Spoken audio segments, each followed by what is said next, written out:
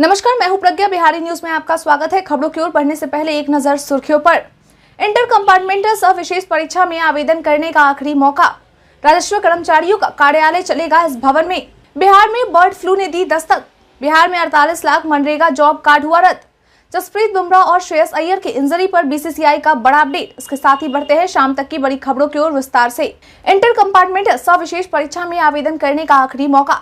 अगर आप भी उन छात्रों में हैं जो इंटर कंपार्टमेंटल सह विशेष परीक्षा में आवेदन करने वाले हैं तो यह खबर आपके लिए है। दरअसल कल यानी 17 अप्रैल ऑनलाइन परीक्षा फॉर्म भरने का अंतिम दिन है। ऐसे में जिन छात्रों ने अब तक आवेदन नहीं किया है उनके लिए आवेदन करने के लिए कल तक का आखिरी मौका है। वहीं शुल्क जमा करने का अंतिम तारीख 24 अप्रैल तक निर्धारित किया गया है। इसके साथ ही बोर्ड के द्वारा इंटर परीक्षा 2023 की उत्तर पुस्तिका के स्क्रूटनी के लिए आवेदन करने की आखिरी तारीख 17 अप्रैल यानी कि कल तक निर्धारित की गई है।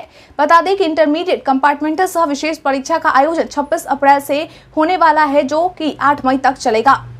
3 मई से 17 जून तक इन शहरों के लिए चलेंगी 3 जोड़ी समर स्पेशल ट्रेन। कुछ ही दिनों में बच्चों के स्कूलों की गर्मी की छुट्टी की शुरुआत होने वाली है। ऐसे में परिवार के लोग घूमने फिरने की योजना जरूर बनाते हैं।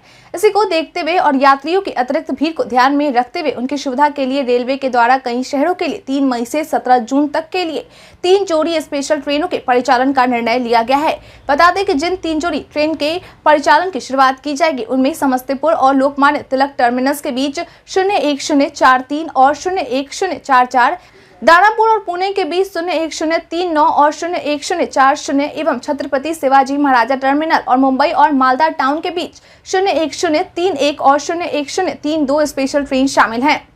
ऑनलाइन ठगी के 2 मामले का हुआ खुलासा। एक बार फिर से पुलिस के द्वारा ऐसे 2 गैंग को अपनी गिरफ्त में लिया गया है जिन्होंने लोगों से ठगी की है। बता दें कि पहला मामला 50 लाख से ज्यादा की ठगी का है। दरअसल ठग ने मोबाइल में एनीडेस्क ऐप इंस्टॉल करवाकर प्रार्थी के खाते से 42 लाख रुपए निकाल लिए और जब यह मामला पुलिस थाने पहुंची तो यह जानकारी निकलकर सामने आई कि सारे पैसे झारखंड के जामताड़ा में निकाले गए हैं। जिसके बाद पुलिस के द्वारा इस वारदात में शामिल 2 भाइयों को गिरफ्तार कर लिया गया है, जिसकी पहचान अर्जुन मंडल और नकुल मंडल के रूप में की गई है। बता दें कि पूछताछ में यह सामने आया है कि दोनों अपराधियों के द्वारा पिछले 5 साल में 5 करोड़ रुपए से अधिक की ठगी की जा चुकी है। इसके अलावा दूसरा मामला अंजोरा चौकी पुलिस क्षेत्र के ग्राम चंगोड़ी का है, जहां ठगों के द्वारा झुम्मन नाम के किसान से लोन देने के नाम पर 8 लाख रुपए की ठगी की गई है। इस मामले में आरोपी संजीव कुमार के द्वारा पुलिस को बताया गया है कि उसने कर्ज उतारने के लिए ठगी की है।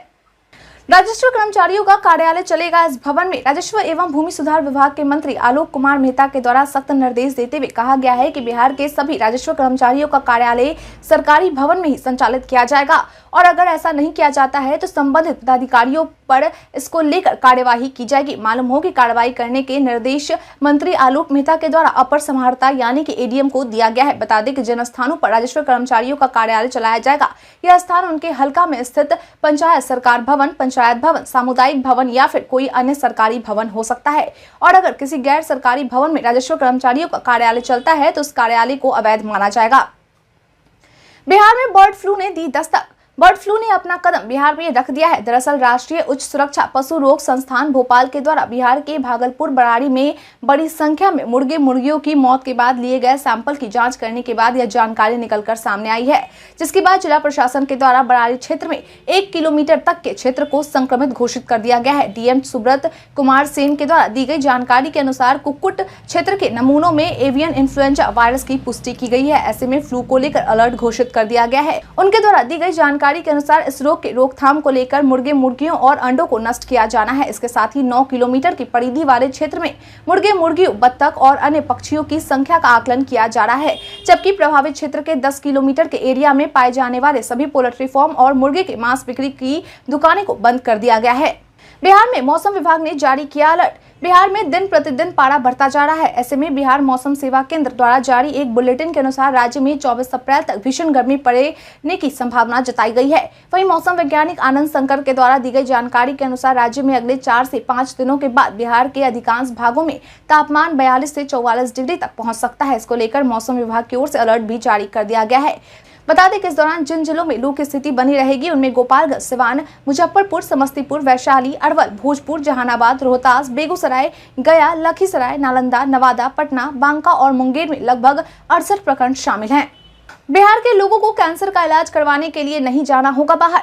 बिहार के लोगों को कैंसर का इलाज करवाने के लिए बिहार से बाहर अब नहीं जाना होगा। दरअसल बीते दिन मुख्यमंत्री नीतीश कुमार के द्वारा Jayaprabha Medanta super speciality hospital में कैंसर रोग का इलाज करवाने के लिए व्यवस्था करने का आग्रह किया गया, जिस पर डॉक्टर नरेश त्रिहान के द्वारा बताया गया है कि अगले 2 महीने में यहां कैंसर का इलाज शुरू हो जाएगा, जिस पर मुख्यमंत्री के द्वारा उनका आभार व्यक्त किया गया। आपकी जानकारी के लिए बता दें कि अभी बिहार के लोगों को कैंसर का इलाज करवाने के लिए महाराष्ट्र जाना पड़ता है, लेकिन 2 महीनों के बाद लोगों को इलाज करवाने के लिए बिहार से बाहर जाने की जरूरत नहीं पड़ेगी। बिहार में 48 लाख मनरेगा जॉब कार्ड हुआ रद्द। ग्रामीण विकास विभाग के मंत्री श्रवण कुमार के द्वारा दी गई जानकारी के अनुसार मनरेगा जॉब कार्ड में फर्जीवाड़े को रोकने के लिए बिहार के 47,72,349 मनरेगा जॉब कार्ड को रद्द कर दिया गया है। वहीं मनरेगा आयुक्त राहुल कुमार के द्वारा भी सभी जिलों को निर्देश दिया गया है कि वह फर्जीवाड़े पर कार्रवाई करे और अगर किसी प्रकार की नकली जॉब कार्ड पर कोई भुगतान लिया गया हो तो तुरंत उस राशि की वसूली करे। बता दें कि जिन कार्डों को रद्द किया गया है वे सभी कार्ड नकली तथा अनुपयोगी जॉब कार्ड है। वहीं बिहार के जिन जिलों के जॉब कार्ड को रद्द किया गया है उनमें बेगूसराय, बक्सर, मधुबनी, मुजफ्फरपुर, नालंदा, नवादा, पूर्वी चंपारण और पूर्णिया आदि शामिल है। 35 साल के हुए तेज प्रताप।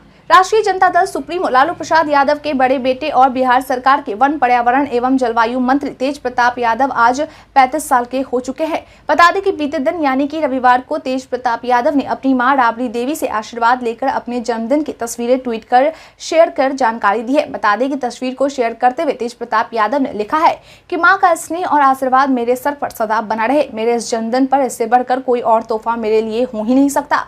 वहीं उनके इस पोस्ट पर उनके फैंस और कार्यकर्ताओं के द्वारा लगातार उन्हें जन्मदिन की बधाई दी जा रही है। 2024 लोकसभा चुनाव को लेकर प्रशांत किशोर का बयान। चुनावी राजनीति रणनीतिकार प्रशांत किशोर के द्वारा अपने जन स्वराज पदयात्रा के दौरान वैशाली के लोगों को संबोधित करते हुए 2024 में होने वाले लोकसभा चुनाव को लेकर एक बड़ा बयान दिया गया है। उन्होंने कहा कि अभी वैशाली में पदयात्रा चल रही है तो वैशाली के लोग चाहते हैं कि चुनाव लड़े, इसलिए अगर कोई ईमानदार प्रत्याशी खड़ा होता है तो जन स्वराज उनकी भी मदद करेगा, लेकिन उसके लिए आपको भी खड़ा होना होगा और आपको हमारी मदद करनी होगी। उन्होंने कहा कि जब तक पदयात्रा पूरी नहीं हो जाती तब तक दल बनाकर चुनाव लड़ने का कोई सवाल ही नहीं उठता है और इसके साथ ही यह भी दावा नहीं किया जा सकता है कि लोकसभा चुनाव से पहले पदयात्रा खत्म हो जाएगी। लोकसभा चुनाव को लेकर हम पार्टी की राष्ट्रीय कार्यकारिणी की बैठक आज यानी कि 16 अप्रैल को बिहार की राजधानी पटना स्थित पनास होटल में हम पार्टी के राष्ट्रीय अध्यक्ष संतोष कुमार सुमन की अध्यक्षता में बिहार के पूर्व मुख्यमंत्री जीतन राम मांझी की पार्टी हिंदुस्तानी आवाम मोर्चा के राष्ट्रीय कार्यकारिणी की बैठक हुई। बता दें कि इस बैठक का उद्घाटन जीतन राम मांझी के द्वारा किया गया। इसके साथ ही इस बैठक में पश्चिम बंगाल, उत्तर प्रदेश, असम, दिल्ली के भी हम पार्टी के प्रधान महासचिव राजेश पांडे के द्वारा दी गई जानकारी के अनुसार राष्ट्रीय कार्यकारिणी की बैठक में कई मुद्दों पर फैसला लिया जाएगा और साथ ही साथ पार्टी के वरिष्ठ नेताओं के द्वारा कई मामलों पर विचार भी किए गए। हालांकि मुख्य रूप से इस बैठक में लोकसभा चुनाव को लेकर रणनीति बनाई गई है और यह विचार विमर्श किया गया है कि लोकसभा चुनाव किस तरह से लड़ा जाएगा।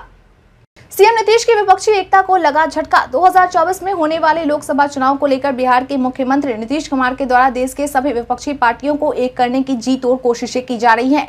वहीं अब उनके इस सपने को नया झटका लग गया है। कुछ दिनों पहले ही विपक्षी एकता को लेकर एनसीपी प्रमुख शरद पवार की मुलाकात कांग्रेस अध्यक्ष मल्लिकार्जुन खड़गे और राहुल गांधी से हुई थी। वहीं अब ऐसी खबर सुनने को आ रही है कि एनसीपी कर्नाटक विधानसभा चुनाव में 40 से 45 सीटों पर अपने उम्मीदवार को उतारना चाह रही है। बता दें कि अगर ऐसा होता है तो कांग्रेस की परेशानी बढ़ सकती है। दरअसल एनसीपी अपना राष्ट्रीय दर्जा खो चुकी है। इसी को लेकर एनसीपी नेता प्रफुल्ल पटेल के द्वारा कहा गया है कि हमें अपनी राष्ट्रीय पार्टी का दर्जा फिर से हासिल करने के लिए कदम उठाने होंगे।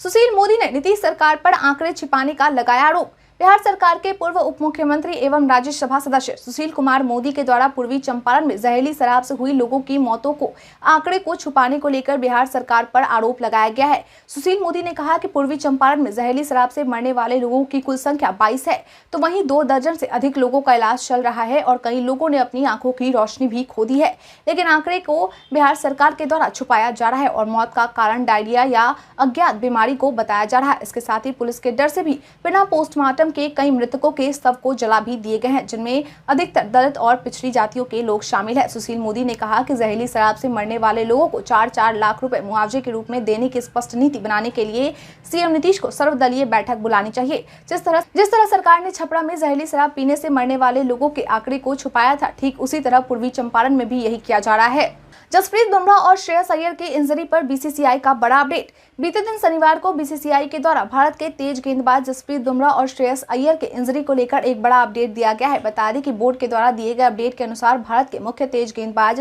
जसप्रीत बुमराह का न्यूजीलैंड में बैक के निचले हिस्से की सफल सर्जरी के बाद दर्द से राहत मिली है और उन्होंने बेंगलुरु में राष्ट्रीय क्रिकेट अकादमी में रिहैबिलिटेशन शुरू कर दिया है। वहीं श्रेयस अय्यर अपनी चोट से निजात पाने के लिए बैक की सर्जरी करवाने वाले हैं। दरअसल भारत के स्टार तेज गेंदबाज जसप्रीत बुमराह और middle order batsman Shreyas Iyer back injury से जूझ रहे हैं। ऐसे में अब यह देखना दिलचस्प होगा कि दोनों खिलाड़ी टीम इंडिया के लिए वर्ल्ड कप से पहले पूरी तरह से फिट हो पाते हैं या नहीं। जानिए आज बिहार में क्या है पेट्रोल डीजल के रेट। बिहार में आज यानी रविवार को पेट्रोल डीजल के रेट जारी किए गए। इसके बाद राजधानी पटना में आज पेट्रोल 107.22 रुपए और डीजल 94.02 रुपए प्रति लीटर मिल रहा है। मुजफ्फरपुर में पेट्रोल 107.91 रुपए और डीजल 94.64 रुपए प्रति लीटर मिल रहा है। वहीं पूर्णिया में पेट्रोल की कीमत 108.72 रुपए और डीजल 95.40 रुपए प्रति लीटर है। भागलपुर में पेट्रोल की कीमत 108.26 रुपए और डीजल की कीमत 94.97 रुपए प्रति लीटर निर्धारित की गई है। इसके साथ ही गया में पेट्रोल की कीमत 108.31 रुपए और डीजल की कीमत 95.04 रुपए प्रति लीटर है। बता दें कि बिहार में पेट्रोल का रेट सबसे ज्यादा किशनगंज में है, जहां पेट्रोल 109.40 रुपए प्रति लीटर और डीजल 96.04 रुपए प्रति लीटर की दर से मिल रहा है।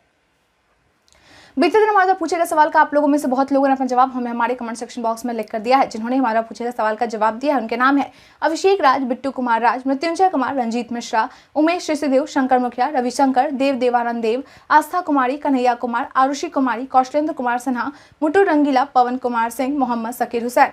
इसके साथ ही बढ़ते हैं आज के सवाल की ओर। आज का सवाल है, आप खुद को ऑनलाइन ठगी से बचाने के लिए क्या एहतियात बरतते हैं? आपने जवाब हमें हमारे कमेंट सेक्शन में लिखकर जरूर बताएं। आज के लिए इतना ही। बिहार के तमाम खबरों के साथ बने रहने के लिए देखते रहें बिहारी न्यूज और साथ ही अगर आप यूट्यूब से देख रहे हैं चैनल को सब्सक्राइब करना और अगर आप फेसबुक से देख रहे हैं तो पेज को फॉलो करना ना भूलें। धन्यवाद।